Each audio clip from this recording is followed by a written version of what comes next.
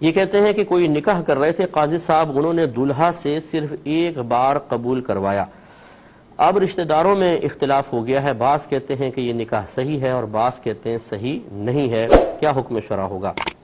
دیکھیں، جو یہ کہتے ہیں کہ نکاح صحیح ہے وہ بالکل صحیح ہے، کیونکہ ایجاب اور قبول فقط ایک بار ہی ہوتا ہے۔ یہ تو ہمارے ہاں ایک رسم بن گئی ہے کہ ہم 3 بار احتیاطاً قبول کرواتے ہیں کہ اگر گواہوں نے پہلی بار نہ سنا ہو تو دوسری بار سن لیں، دوسری بار نہ سنا ہو تو تیسری بار سن لیں۔ یہ تو نہیں ہو سکتا کہ 3 بار میں ایک دفعہ بھی نہ سنیں، تو اس لیے 3 دفعہ کہلوا لیا جاتا ہے، ورنہ نکاح صرف ایک بار سے ہی ہو جاتا ہے۔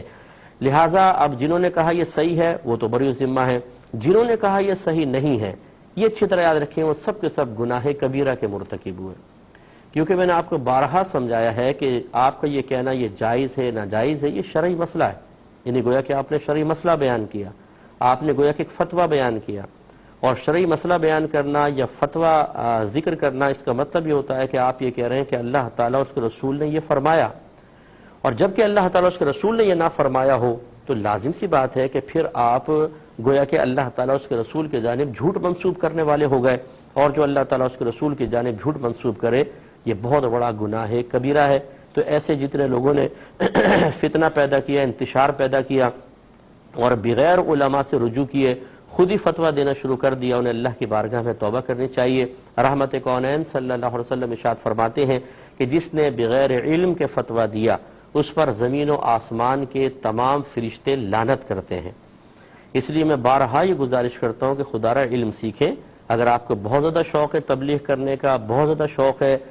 کسی بھری محفل میں چودھری بننے کا، تو پھر آپ باقاعدہ پہلے علم سیکھیے، پھر آپ اگر چلیں نمایاں جگہ پر بیٹھنا چاہتے ہیں تو اللہ تعالیٰ خود ہی آپ کو عزت عطا فرمائے گا، پھر آپ بیٹھ سکتے ہیں۔ لیکن علم بالکل بھی نہ ہو اور چوڑے ہو کے بیچ میں بیٹھ جائیں اور لوگوں کو الٹے سیدھے فتوے دیں اور ان میں انتشار فتنہ برپا کریں، ان کی شادیوں کو خراب کریں، یہ سب کا سب بے حد گناہ ہے، ایسے لوگوں کو توبہ کرنی چاہیے۔ یہ کہتے ہیں کہ صف کے درمیان میں بعض اوقات مسجد میں پلر آ جاتا ہے تو کیا حکم شرع ہوگا؟ دیکھیں، اگر رش زیادہ نہ ہو، مسجد میں گنجائش ہو تو پھر اس صف کو چھوڑ دینا چاہیے، آگے صف قائم کریں، اور جیسے یہ پلر والی ہے تو اس کے پیچھے صف قائم کر لیں۔ یہ جو بیچ میں گیپ ہے یہ کوئی اس میں کوئی فرق نہیں پڑتا۔ یہ جو کہا گیا ہے کہ صفوں کے درمیان بہت زیادہ فاصلہ نہ ہو وہ کہ جو بالکل مثل اجنبی لگے، ایک صف یہاں ہے اور ایک میل دور آپ نے قائم کر لی، اتنی دور پتہ نہیں چل رہا یہ، یا پھر بیچ میں شارع عام ہو، جیسے گاڑیاں رواں دواں ہیں، اس طرف امام اور کچھ لوگ ہیں اور روڈ کے اس کنارے پر کچھ لوگوں نے صفیں باندھ لی، اب بیچ میں روڈ چل رہا ہے، تو یہ ان لوگوں کی نماز نہیں ہوگی کیونکہ یہ مکان جدا گانا ہو گیا۔ لیکن اگر ایک ہی مسجد کے اندر ہیں اور کسی صحیح مصلحت کی بنا پر ایک صف چھوڑ دیتے ہیں تو یہ جو درمیان میں 2 صفوف کا ایک بظاہر فاصلہ نظر آ رہا ہے، یہ فاصلہ اقتداء کے راہ میں کوئی رکاوٹ نہیں ڈالتا ہے، ان کی نماز بالکل درست ہے۔ یہ میں نے اس وقت بتایا کہ جب رش نہ ہو، اور اگر جمعہ یا عیدین ہو تو بامر مجبوری پھر ان کے بیچ میں بھی کھڑے ہو سکتے ہیں، اللہ تعالیٰ معاف فرمانے والا۔ یہ قطع صف کا مسئلہ انسان کی طرف سے چونکہ نہیں ہے تو لہٰذا گناہگار نہیں ہوں گے، اور چونکہ رش بہت زیادہ ہے، مجبوری ہے، تو بیچ میں کھڑے ہونے والے بھی گناہگار نہیں ہیں۔ دیکھیے، کہتے ہیں کہ یہ 12ویں کے اوپر بعض اوقات لائٹنگ وغیرہ کی جاتی ہے اور بہت زیادہ فضول خرچ کیا جاتا ہے، اس کا کیا حکم شرع ہوگا؟ دیکھیں، پہلے اچھی طریقے سے یاد رکھیے کہ فی نفسہ ہی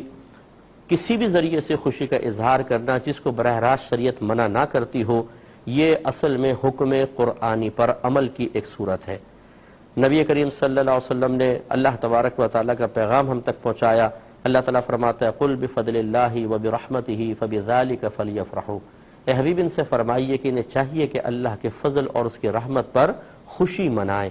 وَأَمَّا بِنِعْمَةِ رَبِّكَ فَحَدِّثْ،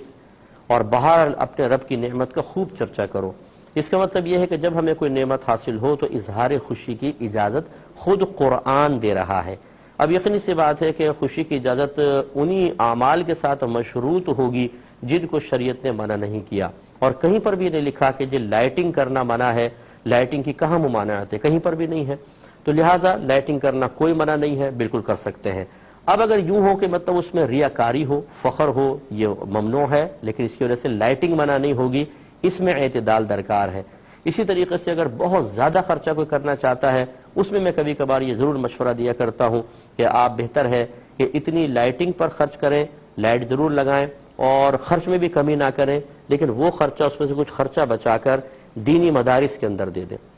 کسی غریب طالب علم کو عالم بنا دیں، جو علماء تنگدستی کی زندگی گزار رہے ہیں ان کو مالی سپورٹ فراہم کر دیں نبی کریم کے نام پر، 12ویں کے ہی نام پر، تو انشاءاللہ عز و جل آپ کا پیسہ ایسے مقام پر لگے گا جو آپ